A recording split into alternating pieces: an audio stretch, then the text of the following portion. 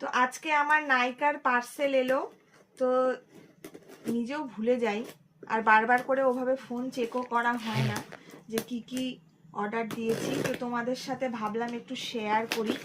Parcel তো অনেকই আসে, কিন্তু শেয়ার তো করা হয় না, তো আজকে ভাবলাম একটু শেয়ার করি।